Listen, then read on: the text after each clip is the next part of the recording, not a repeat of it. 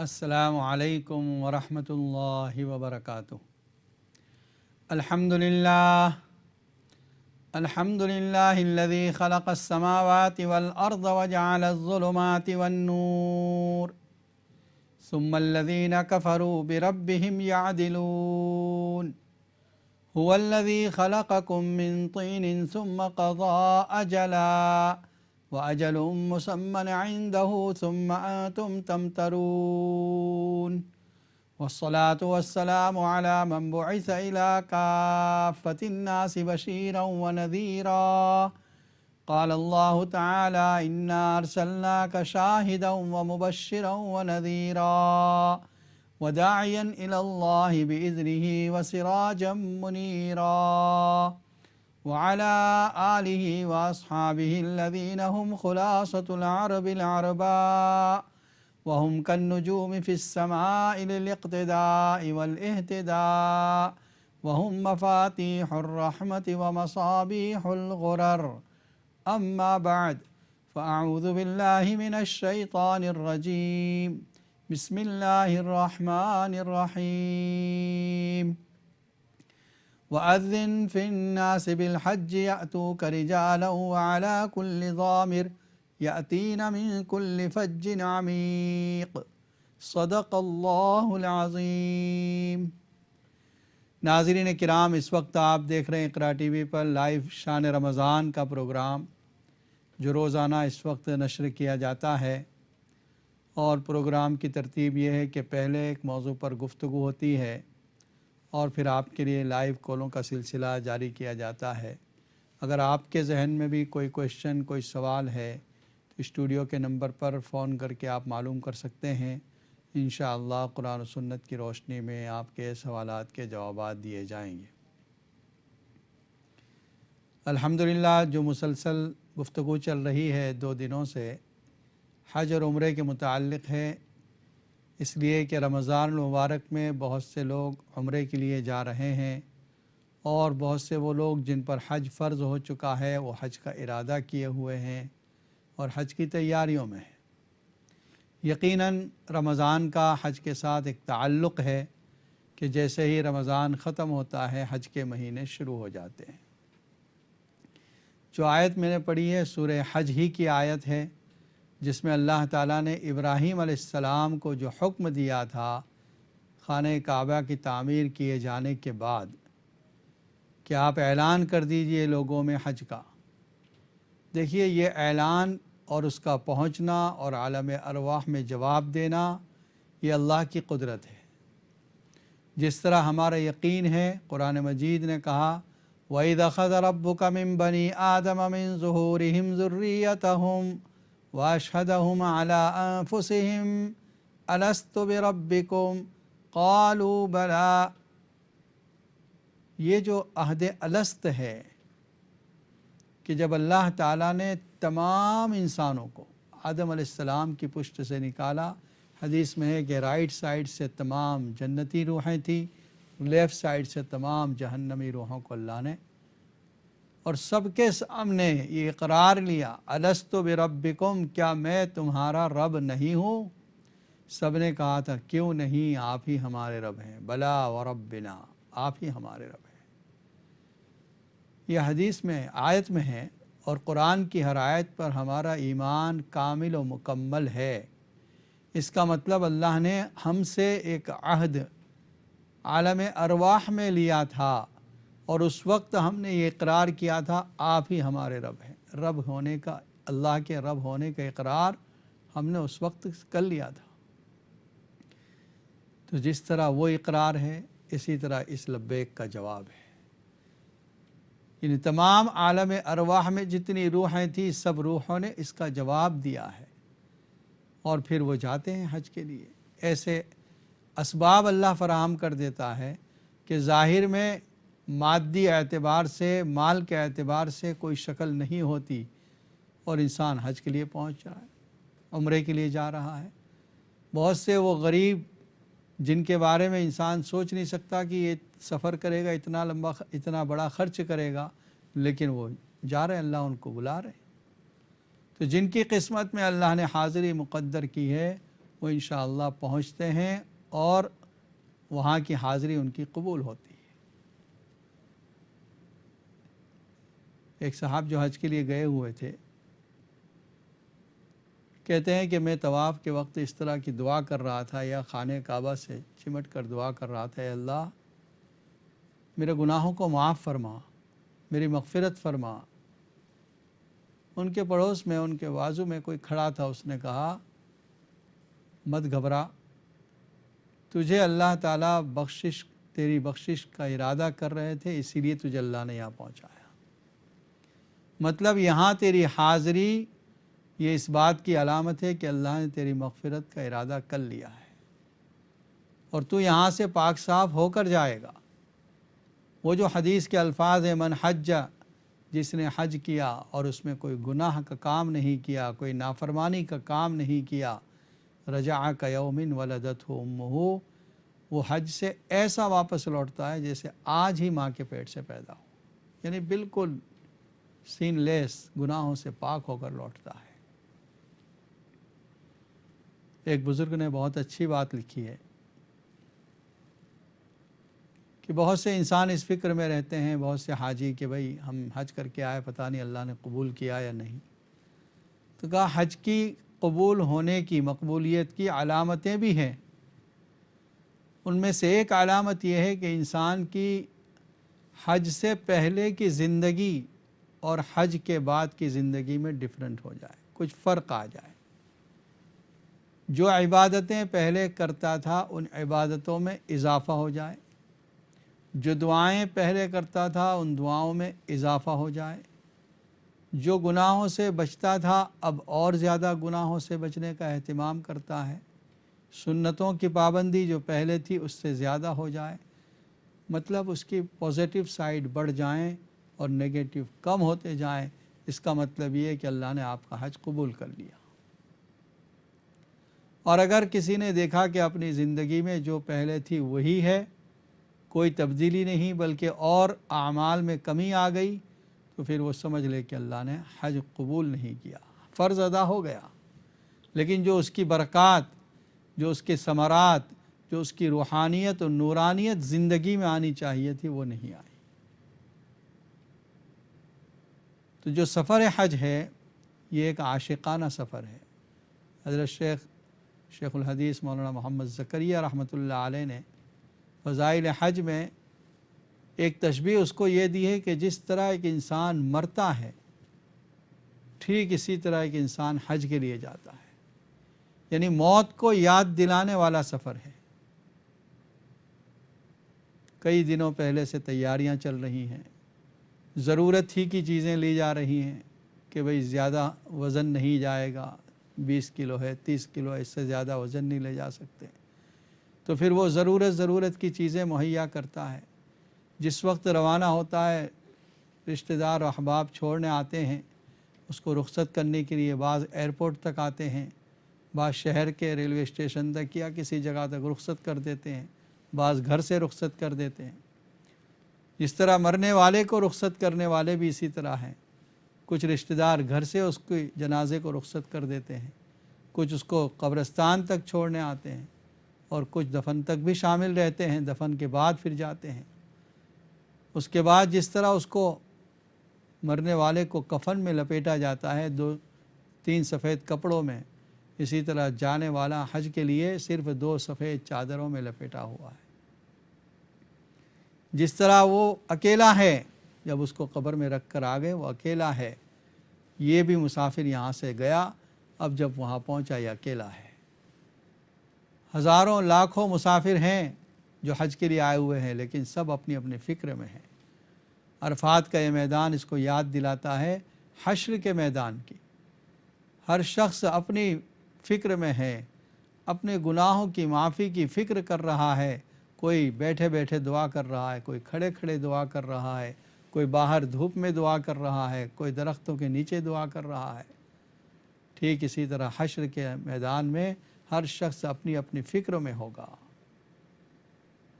تو یہ تمام چیزیں موت کو یاد دلانے والی ہیں۔ اچھا، یہ جو احرام کی 2 چادریں ہیں، اس میں حکمت یہ بھی ہے کہ سادگی بھی ہو اور یونیٹی بھی نظر آئے، سب ایک ہی لباس میں، سب ایک ہی لباس میں۔ ورنہ آپ امیجن کریں، تصور کریں کہ اگر اللہ تعالیٰ یہ حکم دیتے کہ بہتر سے بہتر کپڑے پہن کر آئیں، جیسے عید کے دن حکم ہے اچھے کپڑے پہن کر جاؤ، تو اللہ کے دربار میں حاضر ہونے کے لیے پھر لوگ زیادہ اہتمام کرتے ہیں، مہنگے مہنگے کپڑے بنواتے، مہنگے مہنگے کپڑے خریدتے، ہر شخص اپنی وسعت سے کچھ زیادہ خرچ کر کے کپڑے خریدتا کہ اللہ کے یہاں جا رہا ہوں۔ پھر اس میں کچھ مالدار ہوتے ہیں، کچھ بہت مالدار ہیں، اور کچھ بہت زیادہ مالدار بھی لوگ ہیں، تو وہاں پر پھر کیا ہوتا، ہر آدمی اچھے سے اچھے کپڑے پہن کر، ایک آدمی وہ ہے جس کے پاس لاکھ پاؤنڈ ہے، جس کے پاس دوسرا ملین ہے، دوسرا تیسرا بلین ہے، اب وہاں بہتر سے بہتر کپڑے کا ایک گویا شو ہو جاتا۔ پھر وہ لوگ جو غریب ہوتے ہیں ان کو یہ دیکھ کر احساس ہوتا کہ یہ اتنا اچھے کپڑے پہن کے آیا، میں تو سادے کپڑے پہن کے آیا ہوں، میرے پاس تو اتنی وسعت ہی نہیں ہے۔ تو اپنے آپ میں اس کو احساس ہوتا، کمی کا احساس کمتری ہوتا اس کو۔ اب کیا ہے کہ سب ایک ہی لباس میں ہے، کوئی غلام ہے یا آقا ہے، غریب ہے یا امیر ہے، رعایا ہے یا بادشاہ ہے، سب ایک ہی لباس میں نظر آ رہے ہیں۔ کون سا لباس؟ صرف 2 چادریں بس۔ چلو یہ چادریں بھی آپ دیکھیں، ان چادروں کے اندر بھی حکمت ہے۔ اگر کسی ایسے ملک میں آپ جاتے جہاں پر سرد موسم ہو، بہت ٹھنڈی لگ رہی ہو، وہاں پر 2 چادریں کام نہیں کرے گی، لیکن اللہ نے اس جگہ کا ویدر بھی ایسا بنایا، مکہ کا ویدر ایسا بنایا کہ آپ کسی بھی موسم میں چلے جائیں وہاں یہ 2 چادروں کے ساتھ گزارا ہو سکتا ہے۔ دسمبر میں بھی جاتے ہیں لوگ، نومبر میں بھی جاتے ہیں، جنوری میں بھی سفر کرتے ہیں، لیکن اتنی سردی نہیں ہوتی کہ یہ 2 چادریں ناکافی ہو جائے اور کوٹ پہننے کی ضرورت پڑے۔ ہاں کبھی مزدلفہ میں سردیوں کے حج میں ایسا ہوتا ہے جہاں پر باہر سونا ہے، تو اس میں اس وقت کمبل پہننے کی، کمبل اوڑھنے کی اجازت ہے۔ تو اللہ نے ہر چیز حکمت کے ساتھ رکھی، اس میں سے ایک حکمت احرام کی آپ نے۔ سورہ بقرہ میں جہاں حج کا ذکر آیا، ایک آیت جو دوسرے نمبر کی آیت ہے، الحج اشہر معلومات، لیس علیکم جناح ان تبتغوا فضلا من ربکم، تمہیں کوئی گناہ نہیں کہ تم اپنے رب کے فضل کو تلاش کرو، یعنی کچھ تجارت کرو۔ اس زمانے میں لوگ یہ کرتے تھے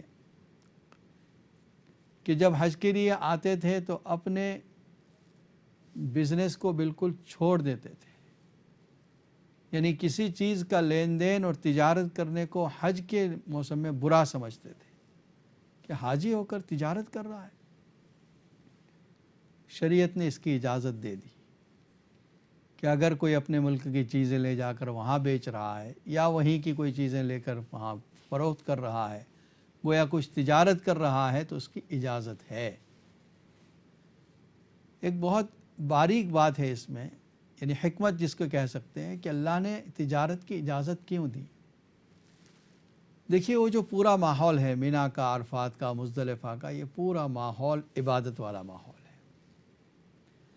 اگر وہاں پر یہ اجازت نہ ہوتی تجارت کی، تو جو لوگ تجارت کرنے کی غرض سے جا رہے ہیں وہ صرف تجارت کرنے کے لیے جاتے، اور تجارت ہی کو ان کا وہ مقصد زندگی، مقصد سفر ہے کہ بس وہاں کچھ چیزیں بیچنی ہیں، کچھ چیزیں خریدنی ہیں، یہ ہمارا مقصد سفر ہے۔ وہ حج نہیں کرتے کیونکہ وہ منع کیا گیا، حج میں تجارت نہیں کر سکتے۔ تو گویا ایک گروپ ایسا ہو جاتا جو منا، مزدلفہ، عرفات میں ہے تو، لیکن وہ حج نہیں کر رہا ہے، وہ صرف کچھ چیزوں کو بیچنے کے لیے آیا ہے، جو حاجیوں کی ضرورت کی چیزیں وہ بیچ رہا ہے۔ اب ان کی عبادت کا ماحول الگ ہوتا، جیسے وہ یہاں پر رہتے ہیں ویسے وہاں پر بھی رہتے ہیں۔ بزنس کے وقت، تجارت کے وقت جب کسٹمر زیادہ آتے ہیں، آدمی اپنی نمازوں کو قضا بھی کر دیتا ہے، جماعت بھی چھوڑ جاتی ہے، اور پھر ان کی زبان، نارمل زبان جو ایک تاجر کی زبان ہوتی وہ چلتی رہتی۔ اسلام نے، قرآن نے اجازت دے دی کہ نہیں حاجی تجارت کر سکتا ہے۔ اس کا مطلب اب اس پورے عبادت والے ماحول میں جتنے لوگ ہیں سب عبادت میں لگے ہوئے ہیں، جو حج کے لیے گئے ہیں وہ بھی، اور جو تجارت کر رہا ہے وہ بھی حاجی ہے، مینا میں وہ بھی احرام پہنے ہوئے ہے، عرفات میں وہ بھی احرام پہنے ہوئے ہیں۔ اب عبادت کا ماحول باقی رہے گا، چاہے کتنے ہزار لوگ ایسے ہیں جو تجارت کر رہے ہیں، لیکن پھر بھی وہ ساتھ میں حج بھی کر رہے ہیں، ان کی زبان غلط نہیں بولے گی کیونکہ وہ حاجی ہیں، ان کی زبان پر گالی گلوچ نہیں آئے گی کیونکہ وہ حاجی ہیں، وہ جھوٹ نہیں بولیں گے کیونکہ وہ حاجی ہیں، وہ دھوکہ نہیں دیں گے کیونکہ وہ حاجی ہیں، اور یہ نمازوں کا اہتمام کریں گے کیونکہ حج کر رہے ہیں وہ۔ جیسے ہم نے دیکھا بہت سے حضرات جو مصر سے آیا کرتے ہیں، صرف ڈرائیونگ کے لیے آتے ہیں، 3 مہینے 4 مہینے کا ان کا ویزا ہوتا ہے، کام کرتے ہیں اور چلے جاتے ہیں، لیکن وہ بھی احرام پہن کر گھومتے ہیں کیونکہ حج کر رہے ہیں۔ وہ حاجیوں کو مینا سے مزدلفہ، عرفات، یہ سب مشاعر میں لے جا رہے ہیں، ان کا حج بھی ہو جاتا ہے، اور جو کام کر رہے ہیں جاب بھی ان کی ہو گئی، تنخواہ بھی ان کو مل گئی اس کام کی، ڈرائیونگ کرنے کی، تو کام کے ساتھ ان کا حج بھی ہو گیا، اور ادھر فائدہ یہ ہو گیا کہ عبادت کا ماحول باقی رہا۔ ہر آدمی عبادت میں لگا ہوا ہے، جو ڈرائیونگ کرنے والا ہے، بس کا ڈرائیور، وہ بھی حاجی ہے، جو آپ کی خدمت کرنے والے ہیں وہ بھی حاجی ہیں، حج کر رہے ہیں۔ تو یہ ایک فائدہ ہے، اس آیت سے معلوم ہوتا ہے لیس علیکم جناح، تم پر کوئی گناہ نہیں کہ تم تلاش کرو اپنے رب کے فضل کو۔ مال کو قرآن مجید میں کئی جگہ فضل کہا گیا، کئی جگہ 20 سے زیادہ مقامات پر خیر کہا گیا۔ خیر کا مطلب ہوتا ہے بھلائی۔ تو حج کی ایک حکمت یہ بھی ہے، حج یہ بھی سکھا رہا ہے کہ پوری دنیا کے لوگ وہاں جمع ہیں، یقیناً انسان کو کسی سے کوئی تکلیف پہنچی، صبر کر لیا، کیونکہ جھگڑا منع ہے حج میں، ولا جدال فی الحج، حج میں جھگڑا کرنا منع ہے۔ اور قرآن کی تعبیر آپ دیکھیں، الحج اشہر معلومات فمن فرض فیہن الحج فلا رفث ولا فسوق ولا جدال فی الحج۔ 2 چیزوں کو پہلے ذکر کیا، لا رفث ولا فسوق، اور لا جدال فی الحج کو الگ سے ذکر کر دیا کہ حج میں جھگڑا تو بالکل ہی نہیں ہے، نہ کوئی گناہ کرنا ہے، نہ کوئی بیوی سے جماع کی باتیں کرنی ہیں، لیکن جھگڑا تو بالکل ہے ہی نہیں، ولا جدال فی الحج خاص طور پر ذکر کیا۔ کیوں؟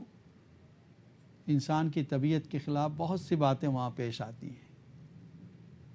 جو لوگ گروپ کے ساتھ جایا کرتے تھے، ابھی بھی جا رہے ہیں، تو وہ بہت سی چیزیں وہ جو وعدہ کیا ہوا تھا یا بتائی ہوئی تھی کہ یہ کریں گے وہ کریں گے، اس میں کمی آ گئی۔ جو ہوٹل بتائی تھی اس ہوٹل کے علاوہ کسی ہوٹل میں آپ کو رکھنا پڑا، اب انسان آپے سے باہر ہو جاتا ہے۔ کہا صبر کرو، بسوں کے آنے میں تاخیر ہو رہی ہے، کسی جگہ آپ بیٹھے ہیں، احرام کی حالت میں ہیں، عرفات میں ہیں، مینا میں ہیں، اور بسیں آنے میں تاخیر ہو رہی ہے، بے صبرا ہوتا ہے انسان۔ تو کہا کہ صبر کرو، لا جدال فی الحج، حج میں جھگڑا نہیں ہے۔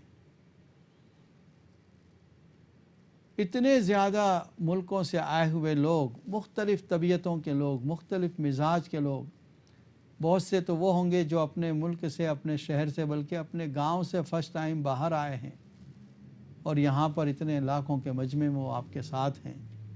یقیناً کوئی ایسی بات پیش آ سکتی ہے جو مزاج کے خلاف ہو، لیکن اس وقت بھی آپ کو صبر کا دامن ہاتھ سے، صبر کا دامن تھامے رہنا ہے۔ یہ تعلیم دی جا رہی حج کے ذریعے کہ انسان دوسرے لوگوں کے ساتھ مل جل کر رہنے والا کیسا بنے۔ تمام لوگ وہاں پر موجود ہیں، نماز کے وقت بھی، جماعت کے وقت بھی، کھانے کے اوقات میں، اسی طرح ٹوائلٹ جا رہے ہیں اس وقت، وضو خانے کے اندر، وضو کے وقت میں، سب کچھ اور برداشت کرنا ہے اس کو۔ یہ حج کا ایک سبق یہ بھی ہے، حج کا ایک سبق سادگی بھی ہے۔ جیسے ابھی میں نے بتایا احرام کی 2 چادریں بس، یہ سادگی کا سبق ہے۔ رہنا بھی سادہ، خیمے میں رہ رہے ہیں آپ، ٹینٹ کے اندر رہنا ہے، کپڑے بھی سادہ ہیں۔ بہت سے لوگ حاجی اہتمام کرتے ہیں، بغیر خوشبو والا صابن استعمال کرنا ہے، کچھ یہ کرنا ہے۔ دیکھیے حاجی کے بارے میں فرمایا نبی صلی اللہ علیہ وسلم نے، الحج العج السج، پراگندہ بال پریشان حال میلا کچیلا یہ حاجی۔ یعنی حاجی اس بات کی فکر نہ کرے کہ میرا احرام تھوڑا میلا ہو گیا ہے، چلو بدل لوں، چلو جلدی سے آج بغیر خوشبو والے صابن ہی سے صحیح کچھ نہا لوں۔ یہ 2-3 دن جو ہیں، 5 دن جو حج کے سفر میں ہیں، یہ خاص اسی طرح پر گزریں گے، اس کی فکر نہ کرے۔ اور حج کے سفر میں ایک سبق یہ بھی ہے کہ محبتوں کے ساتھ رہنا ہے، اللہ کی عبادت کے لیے گئے ہیں، اور وقت پر نمازوں کا اہتمام شروع سے لے کر آخر تک۔ ایک فرض آپ ادا کرنے گئے ہیں، کیا ہے وہ؟ حج کا فرض، لیکن 5 وقت کی نماز روزانہ فرض ہے۔ نہ سفر میں چھوٹنے پائے، نہ حج کے دنوں میں چھوٹنے پائے، اس بات کی پوری کوشش کریں۔ ناظرین کرام، اس وقت آپ دیکھ رہے ہیں اقرا ٹی وی پر لائیو شان رمضان کا پروگرام۔ یہ پروگرام اسی وقت نشر کیا جاتا ہے روزانہ، اور اس پروگرام کے درمیان آپ اپنے سوالات بھی پوچھ سکتے ہیں۔ آپ دیکھ رہے ہیں اسکرین پر جو نمبر آ رہا ہے، اسٹوڈیو کے نمبر پر کال کر کے معلوم کر سکتے ہیں۔ ابھی پروگرام انشاءاللہ جاری رہے گا، بریک کے بعد پھر انشاءاللہ ملاقات ہوگی۔ السلام علیکم ورحمۃ اللہ وبرکاتہ۔